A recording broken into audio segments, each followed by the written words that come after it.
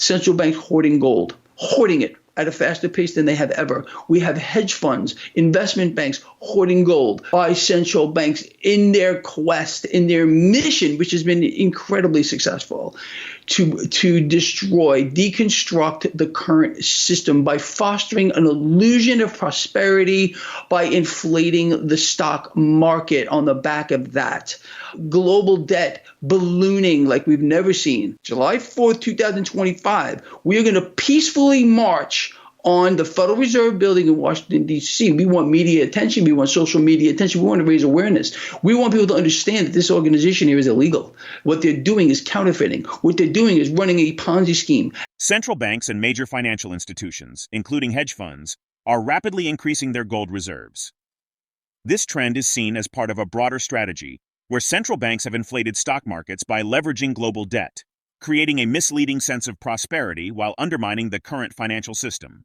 A peaceful protest is planned for July 4th, 2025, at the Federal Reserve in Washington, D.C., to draw attention to perceived illegal activities by the institution, accusing it of counterfeiting and running a Ponzi scheme that has negatively impacted the public. Gregory Mannarino is a financial strategist, author, and popular commentator, explains the global financial system is deeply bankrupt, with massive negative imbalances fueled by central banks and world leaders who are expanding debt on an unprecedented scale. This debt-driven system has distorted markets, crushed real economies, and robbed trillions from pension plans through suppressed interest rates. Small businesses and the middle class are being systematically destroyed while the elite few benefit. A concept known as the Cantillon effect. The relentless debt issuance is unsustainable, and the entire market is heading toward a catastrophic correction as the debt market faces inevitable collapse under its own weight. Central banks are buying gold, essentially betting against the very system they force the public to participate. In a recent interview of Michael Oliver with Dunnigan Kaiser, also suggests a surge in gold and silver prices is expected in the next month or two, potentially shocking markets with its speed. While presidents are often blamed for economic issues, inflation is primarily driven by central banks' monetary policies, not directly by political leaders. The collaboration between governments and central banks has led to a massive expansion of debt since the 2008 financial crisis, causing inflation that lags in its impact on the economy. By the time this new money reaches the general public, it's already devalued, primarily benefiting the top 1 to 2%, illustrating the Cantillon effect. Let's jump into the video for more details. If you like what you see, please thumbs up and subscribe to our channel to stay updated with our latest content. The system is bankrupt from every angle that you want to look. And not only is it bankrupt, it's negative bankrupt by exponents. And the system, unfortunately, via this mechanism here and world leaders colluding with their central banks to foster this global debt expansion, is directly responsible for what's happening to people's pension plans and the trillions of dollars that they've been robbed of via this mechanism of suppressed rates here. It's an incredible thing to see. It really, really is. And I've been telling people for 10 years now, the distortions that we see are monumental. There's nothing like it. We don't have an economy anywhere around the world. We don't have a real market. It's all been twisted via this same mechanism here. It's an incredible thing. It really is.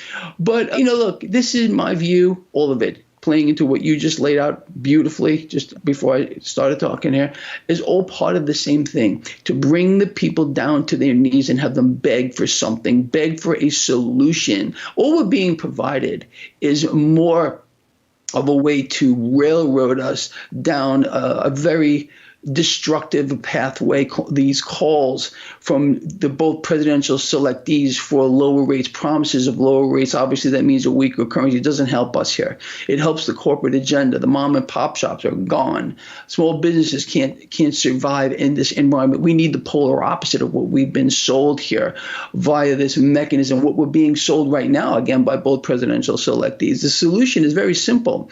The 1 and 2 percenters, they're the ones that benefit from this. Is called the Cantillon effect. I urge people to look that up. I think we spoke about this recently, you and I. While the bottom, the middle class is being systematically exterminated via the mechanism you just outlined here. It's just the ripple effect of this phenomenon of what central banks are doing. It's We've never seen anything like it before. And then this means all this is, with regard to the markets, it's going to correct at one point. And it's not just a matter of a correction. It's a matter of the debt market's going to melt down. And it's being so hyperinflated right now again. And it's a vicious cycle. The more debt they issue, the more they must issue in the form of currency and whatever else here, because it just demands more of it as we move forward. It's a self-destructive mechanism. And meanwhile, central banks are betting against the system that they're forcing us to participate in by buying gold here. It's exactly what you and I have been telling people since forever. You and I have been out here for a very long time. And honestly, the people that follow our work have benefited greatly from that. I really hope that this grows and people who follow our work share this kind of stuff. You're not going to find out this information from anywhere else. But the mechanism here is, and then you got the blame game here. Presidents don't have money printers. Okay, they have no. Inflation is a side effect of monetary policy, which is implemented by central banks. Period. All right. And it takes a finite amount of time for all these borrowed dollars to make their way through an economy. What Obama did, what Trump did, what Biden continues to do right now, this inflating of debt, they don't have the ability to do that. They work with the central banks, obviously, to do that. Well, now we're seeing the effect of inflation here, but it's not the fault of Trump, Biden, or Obama for that matter here. They work with the central banks to cause this to happen. Now it's working its way through the economy. The economy is extremely slow. We're dying, which we've had here. Since the meltdown of 2008, now those extra bills have finally made it through, trickling down to the people. By the time that the cash gets to the people at the lower rung, it's already been massively devalued. So we're seeing this effect here again, going back to the Cantillon effect of how it works, how new money benefits the 1% and 2%ers, and then it takes a finite amount of time, in this case years, to make its way. And I told people this would happen from many years ago. The U.S. Constitution guarantees a commodity-backed monetary system, specifically gold and silver, ensuring a wealth-based, not debt-based economy.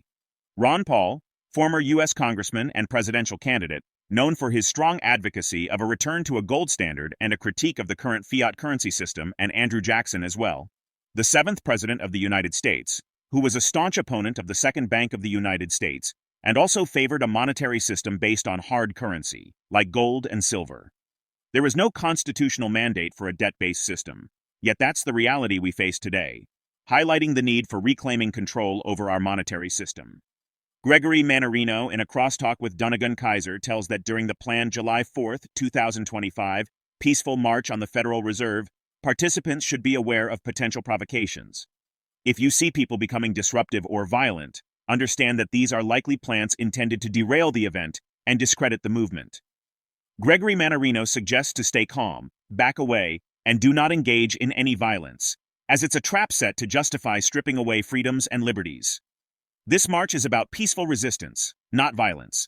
Achieving change through peace, not conflict, is crucial, and any aggression only benefits those in power, not the people.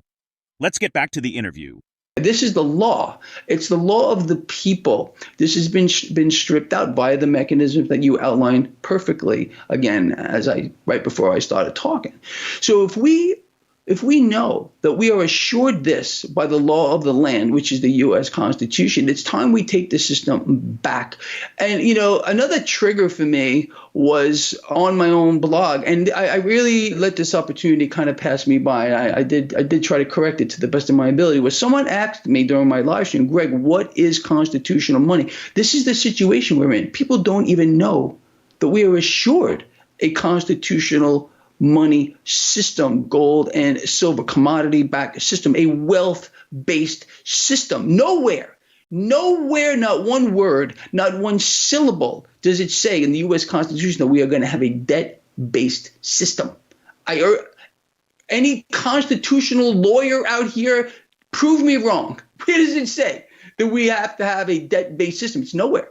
But that's what we have right now, and that's why we are in the situation that we are. Nation slaves, individual slaves to this debt-based system. You are coming to this march on July 4th, 2025, and you see a group of people start to get rowdy or something. We are now stepping us up against the establishment, the real government. They won't have that. We're going to run into many, many obstacles here, no doubt about it. Just be ready for it. Any kind of violence, get away from it. This is a plant. People who are following all work realize they're not going to fall through this trapdoor because that's what they want. I've been telling people, do not fall through these trapdoors here. They want a reason to pull our freedoms and our liberties. Oh, we can't have this. Look at what happened there. It's just a setup here. It's not real. No one that follows our work is looking to create a violence here. All right, you can't achieve anything through violence. We achieve it through peace. I think that's a very strong lesson that we've been learning throughout history. Peace is how you do it, not through war. Who benefits from war? Pain, death, not us. Okay, they do. So we're going to avoid that like the plague. Okay, this is a peaceful march. Just maintain your understanding of this. There will be resistance. There's going to be plants in the crowd, people being paid to get people angry and maybe destroy things. It's the last thing that we want to see. The fight to reclaim financial freedom and restore constitutional monetary principles must be waged through informed, peaceful action. By standing united and resisting provocation, we can challenge the system and work towards a fairer economic future for all. How are central banks and financial institutions' actions, such as hoarding gold and expanding debt, influencing the stability of the global financial system and affecting everyday people? We'd love to hear your thoughts, so drop a comment below. If you found this video helpful, be sure to give it a thumbs up and subscribe to our channel for more updates. Thanks for joining us on this journey.